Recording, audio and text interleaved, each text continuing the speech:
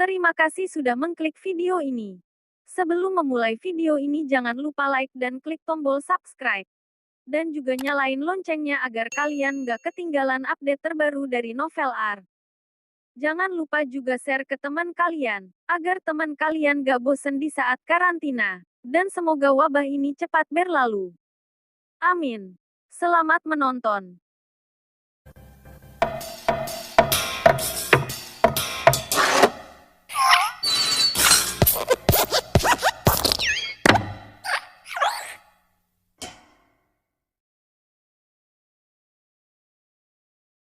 Drian si pengawal. Di sebuah hotel, terletak di tengah-tengah kota, itu adalah salah satu bangunan paling tinggi di kota, dan juga adalah landmark daripada kota. Di lantai puncak, di sebuah kamar mewah yang bisa menyaksikan keindahan kota. Seorang lelaki seumuran 30 tahunan tengah duduk di atas sofa dan tengah mencicipi wine di gelasnya, sambil menikmati matahari terbenam, ekspresinya santai. King of Underworld Kota, Chandra Chan. Semenjak menyatukan kekuatan bawah tanah dari kota, keberadaan Chandra terus menjadi sebuah misteri. Hampir tidak ada orang yang bisa melacak keberadaannya. Semua orang mengira dia bersembunyi untuk kabur dari buronan polisi. Namun tidak ada yang menyangka bahwa Chandra tidak hanya tidak sembunyi, malah dia tinggal di lantai puncak dari hotel. Dia sepertinya sama sekali tidak takut jika pihak kepolisian datang untuk menangkapnya. Pintu kamar terbuka. Seorang lelaki tua yang mengenakan tongkat masuk ke dalam. Kamu masih punya suasana hati untuk minum wine di sini. Drian yang tiba-tiba muncul itu sudah mengacaukan kota. Geng Buzat kita juga sudah dihabisi olehnya. Sekali masuk, lelaki tua itu langsung menegur Chandra. Pemimpin hitam, Anda jangan khawatir dulu. Chandra berkata, di kota yang besar ini, seorang Drian saja bisa melakukan apa? Untuk menghadapi orang seperti ini bahkan tidak perlu aku yang turun tangan. Dia sendiri sudah membawakan masalah yang besar untuk dirinya. Apakah pemimpin hitam tidak mengetahuinya? Pemimpin hitam berkata, masalah besar apa? Apakah Anda lupa? Selain menghabisi geng Buzat kita, dia juga menghabisi Shadow Tiger. Chandra tersenyum. Shadow Tiger adalah cabang dari koalisi pembunuh Provinsi V di kota. Drian membunuhnya semua, sama saja dengan bersinggungan dengan seluruh koalisi pembunuh di Provinsi Y. Apakah Anda merasa mereka akan membiarkannya begitu saja? Oh iya, mengapa aku tidak kepikiran? Pemimpin hitam tersadarkan. Sesuai dengan sifat pembunuh, Drian pasti akan mati. Mana butuh aku yang turun tangan? Sambil berkata, Chandra mengeluarkan HP dan menelepon sebuah nomor. Reaper, Shadow Tiger dihabisi oleh orang lain. Seharusnya kamu juga sudah tahu kan? Aku tentu saja tahu. Hal ini terjadi di area yang diatur olehmu. Chandra, aku baru saja akan mencarimu untuk menanyakannya. Bicara kasarnya adalah kamu harus bertanggung jawab atas hal ini. Terdengar suara lelaki dari sisi lain telepon. Apa hubungannya denganku mengenai masalah ini? Kata Chandra tidak mengerti.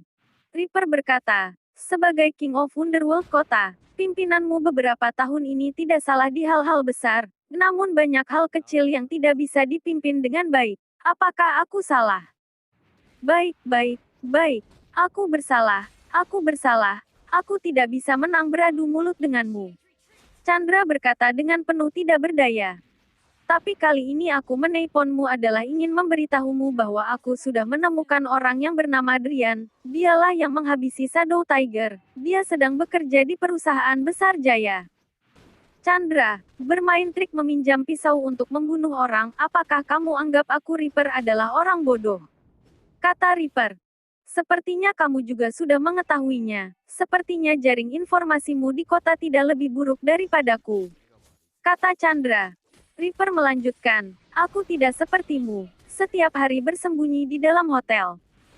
Chandra terkejut, dia tidak menyangka bahwa posisinya diketahui oleh Reaper. Drian adalah musuh kita bersama. Terlebih dia membunuh semua Shadow Tiger. Bagi koalisi pembunuh di Provinsi Y, ini adalah sebuah penghinaan, seharusnya kamu tidak akan menyuruhku ikut campur bukan? Aku sudah mengirim Rose, kata Reaper. Rose. Mendengar nama samaran pembunuh ini, wajah Chandra langsung berubah. Membunuh Drian saja memerlukan Ros. Meskipun hanya ingin menangkap kelinci, seekor singa tetap harus menggunakan semua kekuatannya. Meskipun kemampuan Shadow Tiger sangatlah biasa, namun Drian bisa membunuhnya hingga tidak tersisa satu pun. Ini berarti bahwa kemampuannya juga tidak biasa. Penghargaan Reaper terhadap Drian sangatlah tinggi. Setelah mengakhiri panggilan telepon, Chandra sedikit senang. Reaper memang marah. Dia mengirim Ros, pembunuh wanita paling unggul di provinsi Y 10 tahun belakangan ini, kata pemimpin hitam sambil mengerutkan keningnya. Iya, Chandra menganggukkan kepalanya. Pemimpin hitam tersenyum. Gadis ini tidaklah biasa, orang-orang berkedudukan tinggi di kota Y paling takut mendengar nama samaran Ros. Sekarang aku mau lihat bagaimana Drian menanggapinya. Perusahaan besar jaya. Drian masih tidak mengetahui kedatangan musibah. Dia masih saja terus bekerja dan beristirahat seperti biasanya. Hanya saja terkadang mengobrol dengan Kayla di WeChat saja. Selain dari itu dia tidak melakukan apa-apa lagi.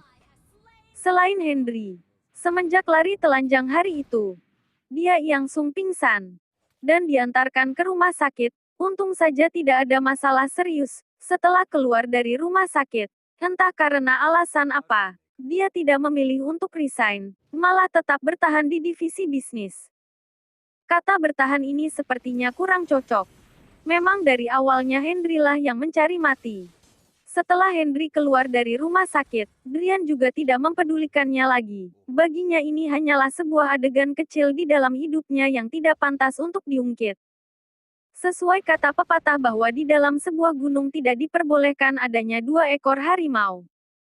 Manajer Van takut Drian dan Henry akan berkelahi, makanya dia mengutus Henry ke tim 1. Barulah hal ini meredakan konflik di dalam divisi bisnis.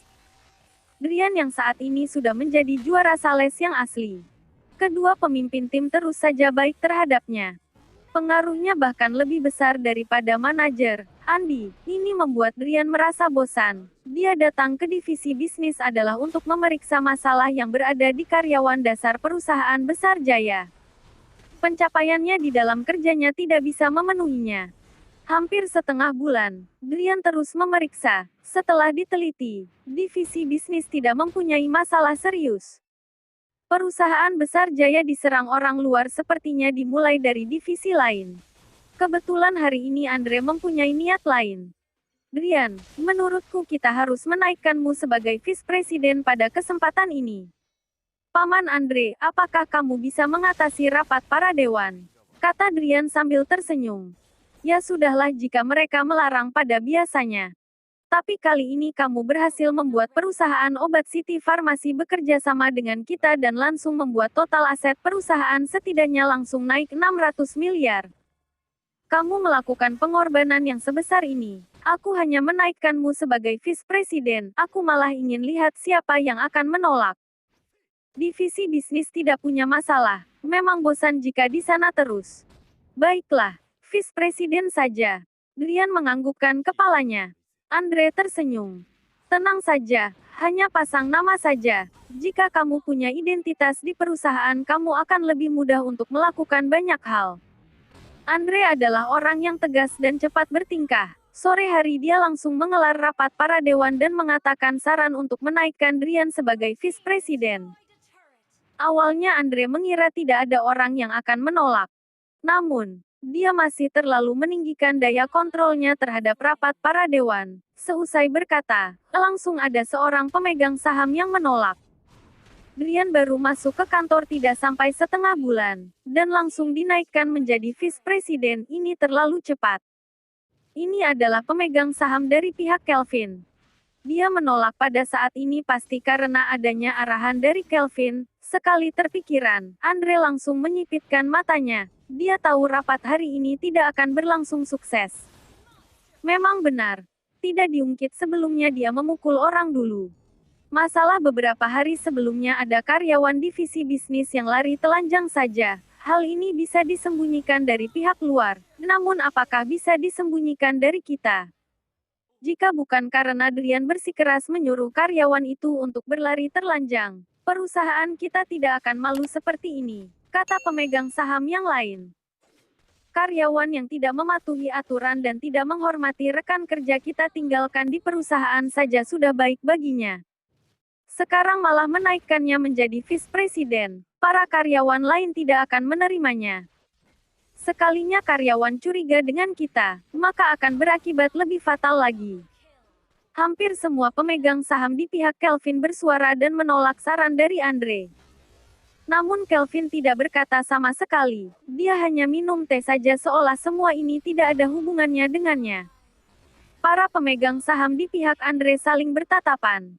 Meskipun rapat para dewan selalu seperti begini, namun tidak pernah begitu parah. Boleh dibilang bahwa karena adanya Drian, tidak hanya memperburuk konflik divisi bisnis, bahkan konflik antar para dewan saja semakin buruk. Setelah melirik para pemegang saham yang bersuara, Andre lalu berkata, perusahaan obat City Farmasi diperoleh dari Drian, aku tidak perlu mengulanginya keuntungan yang dibawakan, hanya menaikkan Drian sebagai vice presiden saja, apakah kalian perlu begini? Kali ini Kelvin berkata, perusahaan obat City Farmasi hanya bisa mengandalkan kita saja. Masalah ini pasti bisa diselesaikan siapapun. Drian memang berjasa, namun jasanya ini juga hanya cukup untuk melampiaskan kesalahannya selama ini. Jika ingin dinaikkan menjadi vice presiden sepertinya masih tidak bisa. Kelvin, kamu terus ingin melawanku atas hal ini, kata Andre sambil menatapinya. Kelvin tersenyum. Direktur Andre berlebihan, dibandingkan dengan para pemegang saham lain, aku hanyalah mengungkapkan situasinya saja. Direktur Andre tidak perlu melampiaskan semua marahmu kepadaku. Meskipun Kelvin berpura-pura tidak bersalah. Namun, yang menolak nyaris semuanya adalah pemegang saham dari pihak dia. Dan Kelvin sebagai pemegang saham paling besar kedua jika mengatakan hal ini tidak berhubungan dengannya, tidak akan ada orang yang percaya. Dikarenakan para pemegang saham dari pihak Kelvin bersikeras menolak. Saran untuk menaikkan Drian menjadi vice presiden ditahan lagi. Hal ini tidaklah seperti penampilan biasa saja. Jika dianalisa lebih lanjut, pengaruh dan kehormatan Andre di rapat para dewan semakin lemah. Banyak pemegang saham yang berada di pihak Andre terus melihat direktur utama belakangan ini terus ditahan oleh Kelvin dan menggelengkan kepalanya. Di dalam hati mereka mulai tergoncangkan. Jika memang ini adalah bisnis, maka keuntunganlah yang paling utamanya. Andre bisa membawakan keuntungan maka para pemegang saham pasti akan mengikutinya. Tapi jika Andre dikosongkan dan tidak bisa membawakan keuntungan, bahkan akan membawakan dampak buruk, maka para pemegang saham akan mulai memikirkan ulang untuk berpihak ke Kelvin. Andre salah pada beberapa keputusan belakangan ini. Dia salah memutuskan dan membuat musuh mereka. Perusahaan besar Chan mendapatkan kesempatan. Dan di rapat para dewan, dia terlalu terburu-buru sehingga dia semakin tidak dihormati. Bagi Anderson, ini boleh dikatakan sebagai serangan mematikan yang beruntun. Setelah selesai rapat, salah satu pemegang saham tidak tahan dan berkata, Kak Kelvin, apakah kita tidak sedikit keterlaluan? Keterlaluan. Jika tidak lebih keras sedikit, bagaimana caranya untuk menendang Andre turun dari jabatannya? Kelvin terlihat bangga. Tenang saja, sesuai dengan kondisi Andre saat ini, tidak lama lagi posisi direktur utama ini akan menjadi milikku. Di kantor direktur utama, Dor, Andre meninju meja dengan keras. Keterlaluan. Orang-orang ini sudah tidak menganggapku sebagai direktur utama. Paman Andre, Anda jangan marah, kata Drian di samping. Bagaimana kamu menyuruhku tidak marah? Para pemegang saham ini jika bukan karena aku dulu memberikan mereka saham, mereka mana mungkin bisa menikmatinya sekarang. Sekarang mereka malah berbalik menggigitku. Andre marah hingga wajahnya merah. Andre semakin marah. Yang paling membuat orang marah adalah Kelvin. Dasar bajingan yang membantu orang lain. Waktu itu ketika masuk ke dalam rapat para dewan. Dia bukan siapa-siapa. Beberapa tahun ini tidak tahu menggunakan cara apa. Dia tiba-tiba mempunyai begitu banyak saham. Rapat para dewan hancur karenanya. Drian tidak berdaya. Dia hanya bisa mendengarkan, hatinya berpikir, orang-orang yang berada di rapat para dewan itu memang hebat. Mereka bisa membuat Andre yang biasa tenang menjadi marah hingga begini. Setelah marah selama 20 menitan, barulah marahnya Andre mulai reda. Dia menatapi Drian dan berkata, Robert, menaikkanmu menjadi vice presiden sepertinya harus ditunda dulu. Paman Andre, menaikkanku menjadi vice presiden juga bukanlah sebuah masalah penting. Sekarang yang paling penting adalah membersihkan masalah di perusahaan, kata Drian. Drian, maksudmu adalah? Para dewan, Andre bertanya kepada Drian. Tentu saja, Drian membunyikan jarinya. Paman Andre, bicara kasarnya. Kamu sebagai direktur utama, tapi bahkan tidak bisa mengontrol perusahaan. Masalah ini sudah sangatlah bahaya. Wajah Andre langsung berubah. Dia bukan marah dengan Drian tapi melainkan perkataan Drian menyadarkannya. Memang benar, direktur utama di perusahaan yang dibangunnya sendiri. Salah satu pemicu perkembangan ekonomi di kota tidak berada pada pengontrolan tangannya. Jika digantikan dengan siapapun, dia pasti tidak akan menerimanya. Drian, bagaimana menurutmu? Paman Andre, tadi Anda juga bilang bahwa masalahnya ada pada para dewan. Semua ini karena Kelvin. Cara untuk menyelesaikannya juga mudah sekali. Habisi saja Kelvin, kata Drian sambil menganalisa. Andre malah terlihat ragu-ragu. Meskipun Kelvin sering membantahku, namun beberapa tahun ini dia tidak melakukan sesuatu yang buruk bagi perusahaan. Jika memang ingin menghadapinya, juga tidak ada alasan yang cocok. Tidak melakukan hal yang buruk terhadap perusahaan. Itu belum tentu. Saham Kelvin semenjak 3 tahun yang lalu bertambah drastis. Awalnya dia adalah pemilik saham paling sedikit dan berubah drastis menjadi orang bisa mengancam kedudukan direktur utama. Jika tidak menggunakan cara tertentu dia tidak mungkin bisa melakukannya, kata Drian. Maksudmu, wajah Andre berubah marah. Disatukan dengan perkembangan Kelvin beberapa tahun ini, aku sekarang sangatlah curiga bahwa ada orang yang mendukung Kelvin dari belakang dan ingin memakan perusahaan besar Jaya, kata Drian. Hal ini dikatakan oleh Drian dan malah membuat Andre sedikit lebih tenang. Bagaimanapun juga setelah menjalankan perusahaan selama ini, dia juga pernah mengalami banyak hal. Hal kali ini memang membahayakan dirinya dan perusahaan. Tapi jika sudah tahu kondisinya maka pasti ada cara untuk menyelesaikannya. Drian, jikalau kamu menduga ada yang mendukung Kelvin dari belakang, maka aku serahkan hal ini kepadamu. Kamu harus memeriksanya dengan baik. Ingat Andre. Tunggulah kabar baik dariku, Drian berkata sambil tersenyum. Setelah menatapi kepergian Drian, kening Andre yang dikerutkan tetap terlihat. Dia sedikit senang. Namun tekanan yang diberikan oleh para dewan kepadanya semakin berat belakangan ini. Terutama hari ini, dia diserang oleh pihak dari Kelvin. Dia malah muncul sebuah rasa tidak berdaya. Jika bukan karena penyadaran dari Drian, dia masih tidak tahu cara selanjutnya. Sekarang dia juga hanya bisa menunggu kabar baik dari Drian, sambil berpikiran. Kepala Andre tiba-tiba sakit. Dia bergegas membuka laci dan mengeluarkan obat dari dalam. Dia menatapi 2 butir obat yang berada di tangannya dengan tatapan kurang mengenakan dan terakhir juga memasukkannya ke dalam mulut. Setelah keluar dari ruang kantor direktur utama, Drian langsung keluar dari kantor. Kali ini dia tidak langsung kembali ke keluarga Jaya melainkan menuju tempat tinggal Kelvin. Baik perusahaan IPO manapun, orang yang bisa sukses menjadi saham bukanlah orang bodoh. 3 tahun belakangan, Kelvin bisa berubah dari pemegang saham paling sedikit menjadi orang nomor 2 di perusahaan besar Jaya. Dari sudut pandang normal, ini nyaris tidak mungkin. Yang pertama yang harus dimengerti adalah tidak ada satupun pemilik saham yang akan memberikan sahamnya kepada orang lain tanpa alasan. Jika ingin membeli saham dari mereka, harga yang ditawarkannya paling minimal harus lebih tinggi 30% daripada harga saham itu sendiri. Barulah itu mungkin, sedangkan perusahaan besar Jaya yang jelas terlihat masih punya ruang untuk naik harga. Harga yang ditawarkan setidaknya harus 50% di atas harga normal.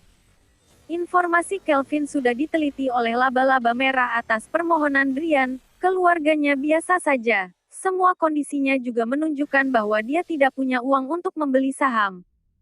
3 tahun belakangan, Kelvin tidak mungkin tiba-tiba mempunyai begitu banyak saham, maka hanya ada satu kemungkinan. Ada yang membantunya dari belakang. Hanya dengan menemukan siapa orang di balik ini, maka masalah ini akan menjadi mudah. Drian sedang taruhan, dia bertaruh bahwa Kelvin akan bertemu dengan orang yang membantunya belakangan ini. Rumah Kelvin. Setelah pulang ke rumah, Kelvin membuka jasnya dan menuangkan win untuk dirinya sendiri. Belakangan ini dia sangatlah senang. Dia mendapatkan kesuksesan di pekerjaannya. Sekarang kehormatan yang dimiliki Andre sudah tidak sebanding dirinya di perusahaan. Selanjutnya adalah menjanjikan keuntungan besar. Dan menarik pemegang saham di pihak Andre untuk memihak dirinya. Di bawah godaan keuntungan, dia tidak percaya para pemegang saham itu akan terus menjaga pendiriannya. Hingga setelah semua pemegang saham menjadi orang dia, Andre akan kehilangan semua pembantu di rapat para dewan. Sampai saat itu, perusahaan besar Jaya akan menjadi miliknya. Sekali terpikiran seperti ini, Kelvin tidak tahan untuk mencicipi win dan berkata, Andre, oh Andre, kamu pasti tidak menyangka bahwa perusahaan yang dibangunmu ke depannya akan berubah nama menjadi perusahaan besar Luo. Kring, kring, kring. Teleponnya berbunyi. Melihat orang yang menelepon, Kelvin terlihat tidak sabaran, namun dia tetap menjawabnya. Tuan Chan, bagaimana Anda bisa punya waktu untuk meneleponku hari ini? Aku dengar hari ini di rapat para dewan perusahaan besar Jaya, Andre kalah lagi, jadi aku ingin menanyakan tentang kondisinya. Suara lelaki di dalam telepon itu sangatlah tenang. Kelvin berkata dengan tidak senang. Tuan Chan, aku ingatkan kamu sekali lagi. Aku denganmu adalah hubungan kerjasama. Kita mengambil apa yang kita butuhkan masing-masing. Keuntungan kita dibagi rata. Apakah kamu boleh tidak menggunakan intonasi memerintah untuk berbicara denganku?